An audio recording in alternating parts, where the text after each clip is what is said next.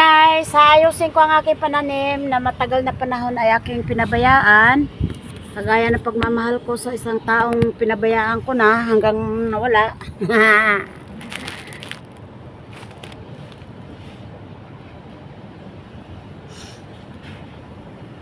Ramyo from gaganyanin ko siya guys, para yung ano niya is tapos gaganyanin ko siya para bumaba siya, tapos para putulan ko na siya sa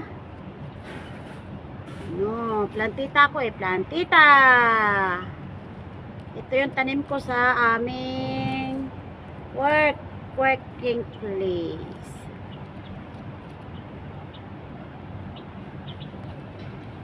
Ito yung ano ko, pangtali ko sa bay. Huwag mo naman akong ano eh.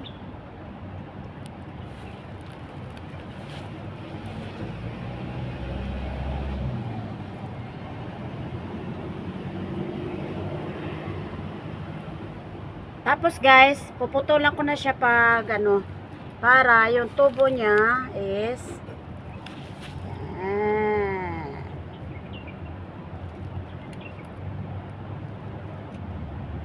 madali lang to. Madali lang ako magbuhayan ng tanim. Kaya sila yung ano ay nagpapatanim sa akin.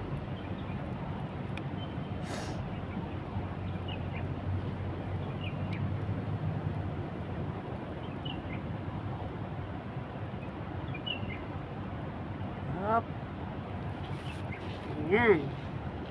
Tapos guys, gaganyanin ko siya gagawin kong parang ring siya, parang ring. Tingnan mo.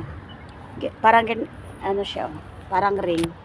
Tapos ipanglagay-lagay ko yan diyan para yung ano niya, yung flowers niya. Tingnan mo yung ginawa ko dito, 'di ba? Ang ganda kasi dati buwaghag yan papunta dito sa labas. Kaya nilagyan ko siya ng ano tapos yan, ganyan na siya. Tingnan mo ang ganda ng tubo niya. Pinabayaan ko kasi ito kasi ano, war kami ng aking principal. Kaya ngayon, babalik ko na yung aking kagandahang loob. Magandang loob. Ibabalik ko na yung aking kagandahang loob sa aking pananim para makulay ang mundo. Makulay ang buhay sa sinabawang gulay.